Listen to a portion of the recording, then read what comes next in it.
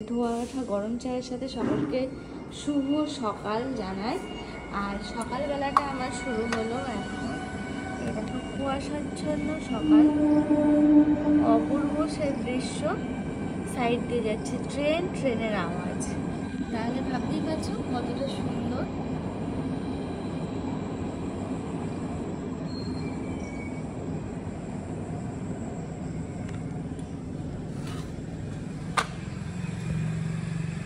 কোথায় গেলে? কখন বেরোলে? আমার চ্যানেলে তোমাদের সবাইকে স্বাগত জানাই। আশা করছি তোমরা সবাই ভালো আছো, আর আমরাও বেশ ভালো আছি। সকালবেলা ব্লগটা শুরু করলাম। আর সকাল তো দেখে বুঝতেই পারছো কতটা সকাল। আজকে বাজে এখন 5:10। তো এই 5:10 থেকে ব্লগটা শুরু করলাম।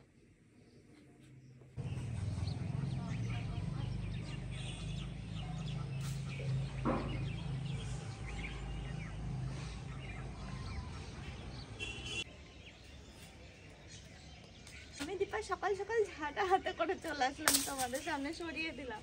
তো যাই হোক, আজকে সকালটা শুরু হলো এখন থেকে না, অনেক আগে থেকে শুরু হয়েছে, কিন্তু আমি ছাদে আসলাম এখন। ওই কি বলে তো, ঘরে বসে বসে এটা সেটা দেখতে দেখতে তারপর মনে হলো এই বাবা আমার তো তোমাদের সামনেই আসা হয়নি। দেখো ছাদে আসলাম, কারণ আমার ছাদে একটু কাজ রয়েছে। ভাবলাম আজকে একটু ঝাড় দিই, কিছুটা, পুরোটা পারবো না ঝাড় দিতে, কিছুটা ঝাড় দেবো।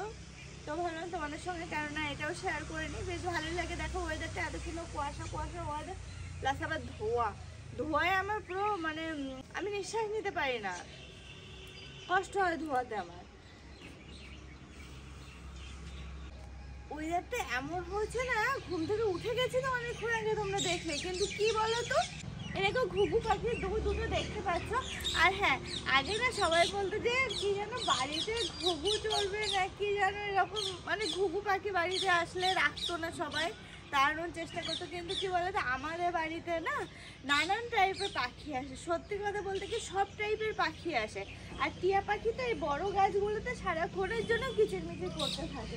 এই গাছগুলো সকালে আমি যদি কোনোদিন ক্যামেরা নিয়ে আসি তখন তোমাদের দেখাবো, এই গাছগুলোতে পুরো এই ফোকরে ফোকরে পুরো বসে বসে থাকে টিয়া পাখি, এটাতে পুরো কিচকিচ কিচকিচ করে। আর পাখি সব রকমের আছে, আর পাখি সে যে পাখি হোক না কেন, মানুষ কত কিছুই না বলে বলো, মানে কথাই উল্টো দিয়ে ভালো লাগে না সেগুলো শুনতে। কিন্তু দেখো এই ঘুঘু পাখি দেখতে কিন্তু কি অপূর্ব না বলো, একদম পায়রা টাইপের।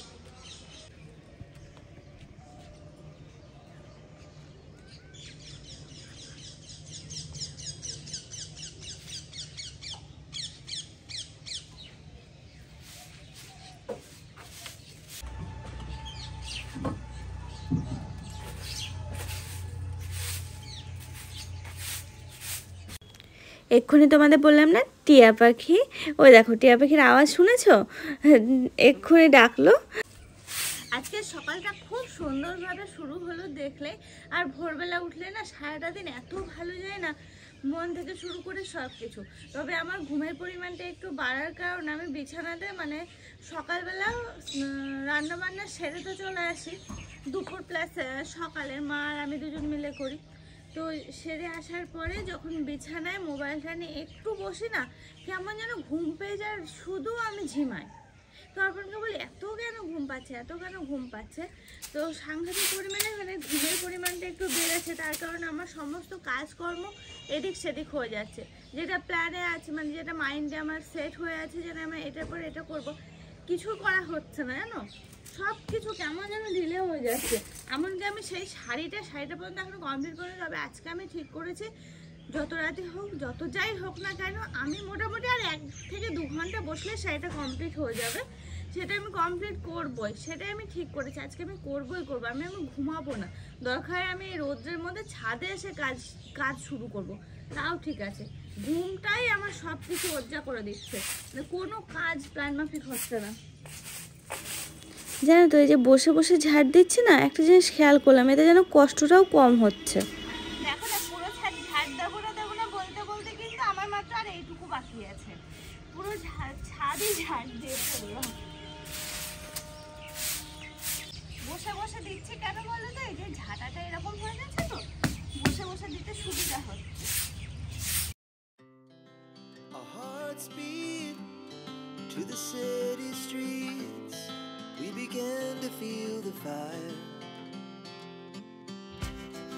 We rise like tall buildings as the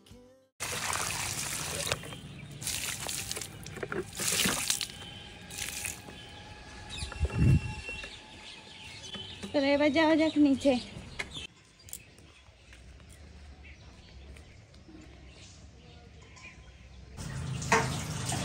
আজকে না বাসন বেশি নেই, দু একটা বাসন রয়েছে, এগুলো মেজে নিয়ে ঘরগুলো মুছবো, সব ঘরগুলোই মুছবো আজকে। মুছে তারপরে ও তুলসী তলাটা এবার গিয়ে আমি তুলসী তলাটা একটু পরিষ্কার করবো। সরি ফ্রেশ হয়ে নিয়ে তারপরে তুলসী তলায় হাত দেবো।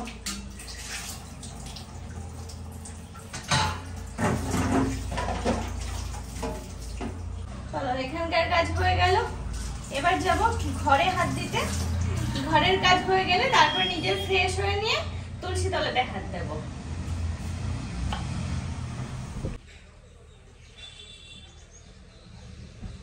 দেখেছো কেমন সমস্ত কিছু ভুলে যাই, আমি যে আমার ঘরটাই পরিষ্কার করিনি সেটাই তো আমি খেয়াল করি, মানে আমার মনেই নেই, মাথাতেই নেই। আমি ওই যে সকালবেলা উঠে ওই নিচে বসে বসে একটু কাজ করলাম, কাজ করে চলে গেছি ছাদে। ছাদ থেকে এসে আমার মনে হচ্ছে আর সেরকম কোনো কাজই নেই। দেখো এই ঘরটা পরিষ্কার করব, তাছাড়া ঘরটা মুছবো, সমস্ত ঘরগুলো। আচ্ছা একটা কথা জিজ্ঞাসা করব, তোমরা একটু কমেন্টে লিখে জানিও না আমার ভিডিওগুলো তোমাদের কেমন লাগে, আর ভিডিওগুলো একটু শেয়ারও করে দিও, তাহলে আমার না খুব ভালো লাগবে। চলো এবার ঝটপট গুলো আর বাকি কাজগুলো কমপ্লিট করে ফেলি। তোমাদের সাথে বলছি ঝটপট, দেখো ঘড়ির কাঁটা কত বেজে গেল, 7:30 বেজে গেল, আর আমি কখন থেকে বলছি এটা করব সেটা করব, সেই মোবাইল নিয়ে বসেছি। 10 মিনিট কিভাবে কেটে গেল। এবার ঘরগুলো মুছে নেব, আর মোবাইল নিয়ে বসার কি আমি তো রোজ ওই করছি। কাল না পরশু দিন একটা শর্ট ছেড়েছিলাম, দেখবে ওই রকম যে মোবাইলে আমার সব উল্টা করে দিচ্ছে। আর এদিকে ঘুম, মোবাইল নিয়ে বসলে পাচ্ছে ঘুম, না দেখা হচ্ছে ঠিকঠাক করে মোবাইল, না ঘুম, কিছুই হচ্ছে না ঠিকঠাক। উপরে কেন আসলে এখন সকালে? কি জন্য? আমি তো কিচ্ছু দিতে পারবো না তোকে। একটা জিনিস খেয়াল করেছো তোমরা, আমি না ঘরের জানালাটা না সবসময়ের জন্য বন্ধই রাখি, মানে বেশিরভাগ সময়। কেন জানো? কারণ পাশের বাড়িতে অনেকগুলো গরু আছে, তার জন্য যে ধোয়া দেয়, তো ধোয়া আসে, তাতে ঘরদোর খুব নোংরা হয়, আর ধোয়া আসলে আমারও ভালো লাগে না। সেই জন্য চেষ্টা করি, যেহেতু এই ঘরে অতটা ব্যবহার হয় না, তো ঘরের জানলাগুলো বন্ধ রাখার। যখন দরকার লাগে তখন খুলি। এই যে বেশ কিছুদিন পরে মনে হলো জানলাটা খুলি, তো খুলে দেখছি কি ধুলো পড়েছে, তাই এবার মুছে নিলাম, প্লাস ঘরটাও মুছে নিচ্ছি। We rise like tall buildings as the chemicals they take us higher. The night's young and it's just begun as she puts her hand in mine.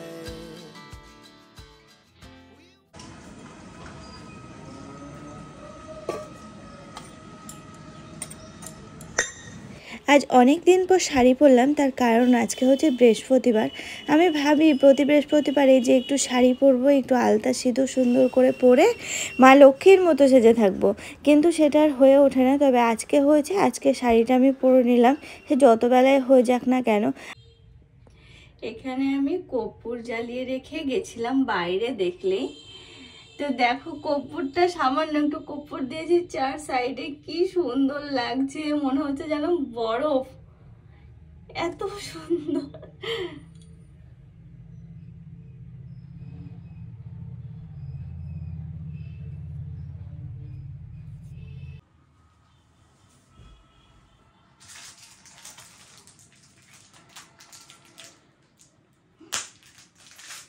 সকালবেলা মনে হলো কিছু একটা খাই, বিস্কিট নিয়ে বসলাম। জানো তো একটা কথা তোমাদের বলা হয়নি, এই যে ঘরে দেখছো আমি একা, সারা পুরো উপরটা আমার একাই থাকতে হয়, কারণ অর্পণ এখন পুরো কাজে ব্যস্ত হয়ে গেছে, ওকে অতটা তোমরা দেখতে পাবে না। আমিই পাই না দেখতে মাঝে মাঝে, সেই রাত্রেবেলা ফেরে আর দুপুরবেলায় 1 ঘন্টার জন্য আসে, এই আর কি।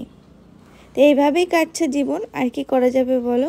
তবে কি জানো, আমি হাতে টুকিটাকি অনেকগুলো কাজ নিয়ে বসেছি। ধরো আমি হাতের কাজ যেগুলো পারি সেই সবগুলোই করি, একটু ড্রয়িং, ওই যে শাড়িতে ফেব্রিক করা দেখলে, এরকমভাবে আর কি চলছে আমার দিনকাল। দৌড় মারলে আমি যাবো কি করে? তুমি গেলে না, চলে গেলে না, আমি কার সাথে যাবো? 2-3 দিন হবে বলছো তো, গান হবে, ভালো লাগছে তো। তুমি কি ভাবছো? ভালোই লাগছে, দেখলাম কালকে, দেখলাম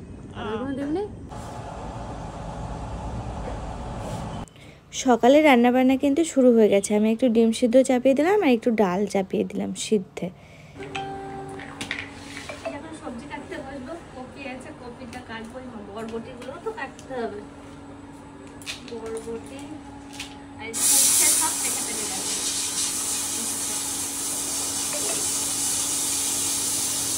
যা যা আছে আজকে সবই কেটে ফেলতে হবে, রান্না করে ফেলতে হবে সব।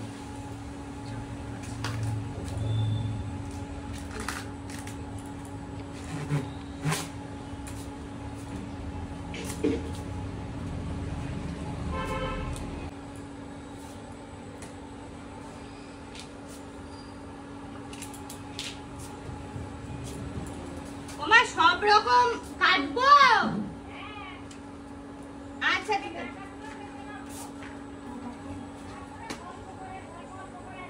বাবার মতো শুধু, ওই শুধু বাবার মতো।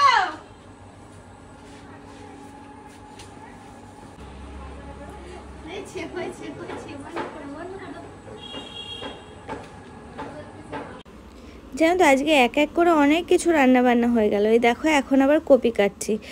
কি কি হয়েছে বলে তো, উচ্ছে চচ্চড়ি হয়েছে, 5 মিশালি একটা তরকারি, বেসিক্যালি ওটা বাবার জন্য হয়, তো বাবার সাথে সাথে সবারই হয়ে যায়।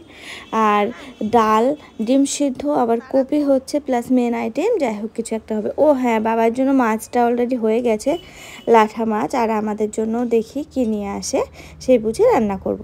দেখো অর্পণ আসলো, ওই 2-1 মিনিটের জন্য বাড়িতে কাজ ছিল, সেটা সেরে আবার সাথে সাথে বেরিয়ে পড়লো। আর এই যে এদিকে আমি তরকারিগুলো রান্না করছি, বাবা ওদিকে খেতে দিয়েছি বাবাকে। মাকে বললাম তুমি তোমার মতো কাজকর্ম করো গে, কারণ আমাদের বাড়িতে এসেছে নতুন সদস্য বলতে আমাদের গরুর বাছুর হয়েছে, তার কারণে মা একটু ব্যস্ত আছে। তো এই যে আবারও অর্পণকে ফোন করে করে ডাকতে হলো যে তুমি যখন ফ্রি হবে এক পাক এসে একটু খাওয়া দাওয়া সেরে যেও।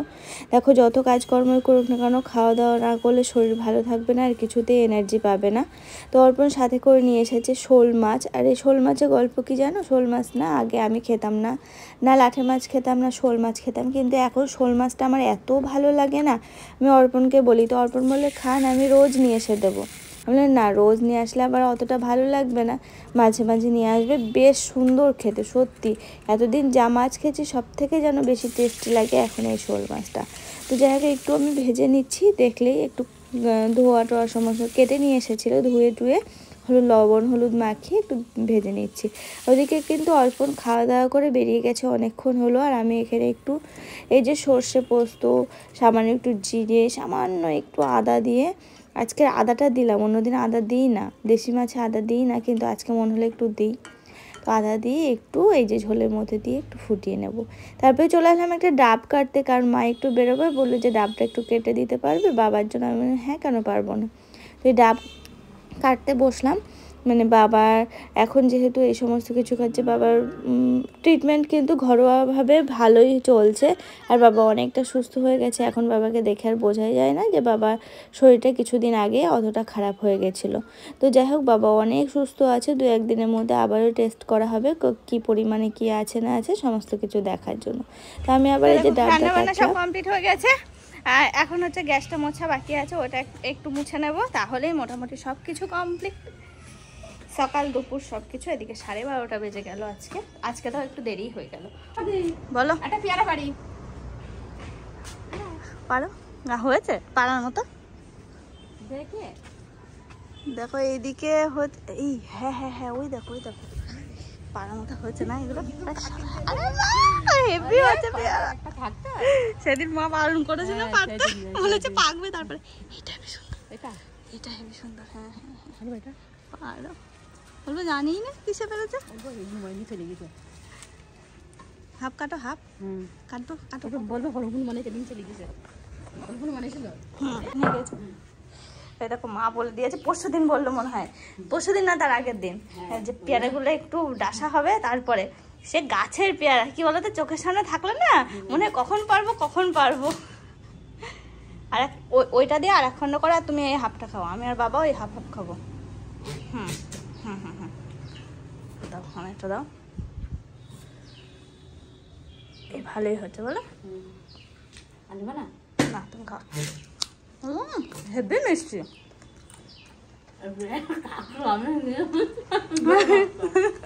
হেভি হচ্ছে না? হলো কাকে মানা করলো? হুম হুম হুম ঝাঁকি নিয়ে চলে যেতাম।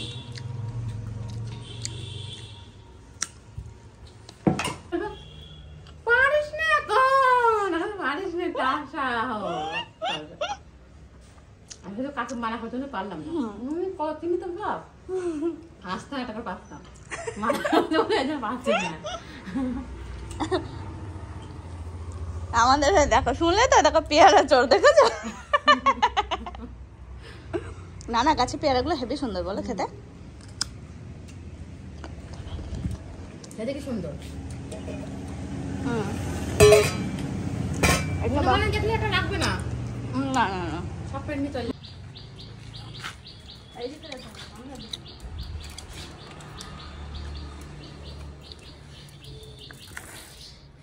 সেই মনে হয় লাস্ট আমি 12-এ যখন পড়তাম তখন সাইকেল চালিয়েছি, আর কলেজে এসে এক আধ দিন তো চালিয়েছি, সব করে বন্ধুদের সাইকেল।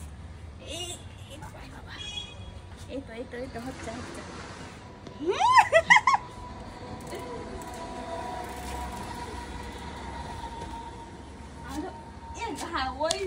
ওই রাস্তায় চালিয়ে যেতে হবে, হেভি লাগবে দেখতে। ওই যে রাস্তায় আমি আর না, এই রাস্তায় না, অত দূরে কি করে যাবো? তোমার পিছনে উঠবো, তুমি চালিয়ে যাবা, তারপরে ওইটাই ওইটাই ওইটা তালদো তালদো রাস্তায়।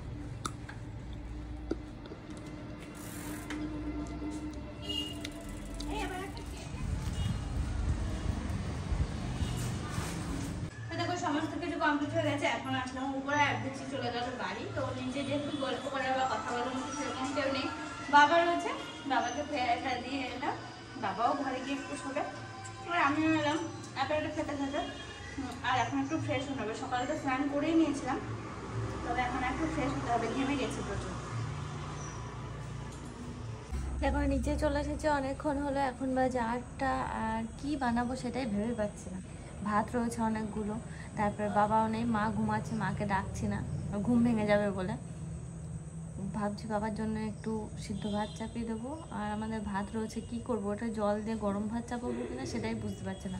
নিয়ে কালকে সকালবেলা ঠান্ডা জল দেওয়া ভাত খেয়ে নেবো। আর দেখো মধু কাকু বিচারি কাটছে, আমি কখন থেকে বসে আছি এখানে করে একা একা।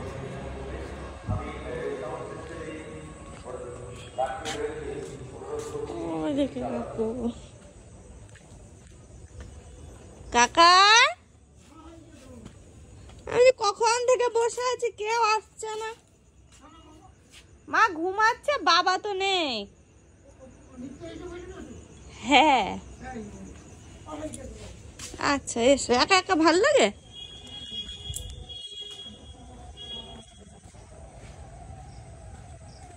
কাকু বললো যে কাকু প্রায় হয়ে এসেছে, তো আমি এদিকে চাটা বসিয়ে দিই, কাকু এসে যাতে চাটা খেতে পারে। আর ওদিকে হচ্ছে ভাতে জল দিয়ে ভাত চাপাই, প্লাস বাবার জন্য সিদ্ধ ভাত।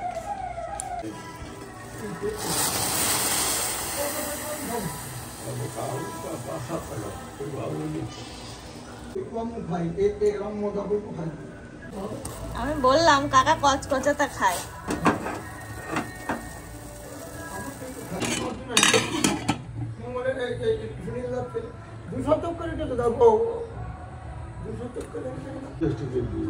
সুন্দর হয়ে যেত না, সুন্দর হচ্ছে সুনীল কালো দার ছেলে। সুনীল হাত দেখাও, কালো হাত দেখাও। এতগুলো পেঁপো খেলা, পেঁপো কতগুলো খেলাম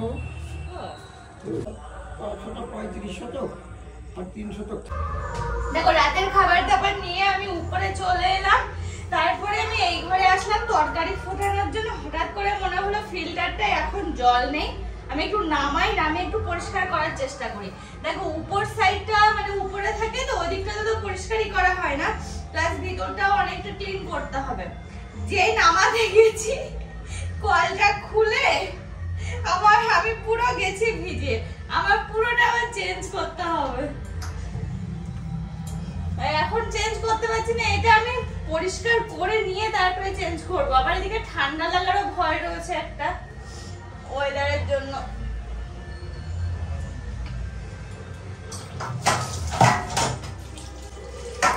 দেখি আর কি ভিতরটা পুরো ক্লিন করবো, প্লাস এর ভিতরে যে ক্যান্ডেল গুলো থাকে না সেগুলো চেঞ্জ করতে হবে।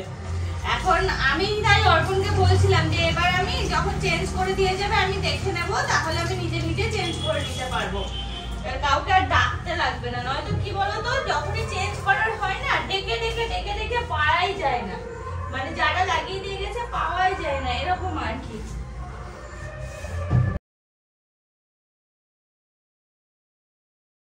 এই যে এর ভিতরে যে ক্যান্ডেল গুলো আছে এগুলো আমাকে খোলা শিখতে হবে, শিখে নিয়ে নিজে নিজে করতে হবে।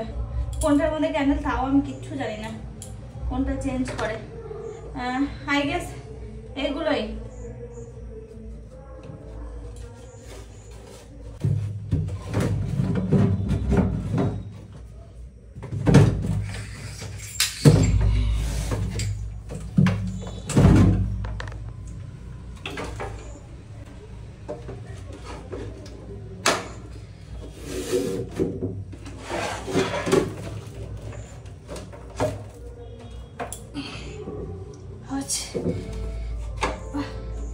এটা তো অন্তত ক্লিন করতে পারবো। দেখবে একটা মজা, কি অবস্থা হয়েছে। এই দেখো যখন জল শেষ হয়ে যায় এগুলো গুঁড়ো গুঁড়ো গুঁড়ো গুঁড়ো এগুলো পড়ে, আয়রন জমে।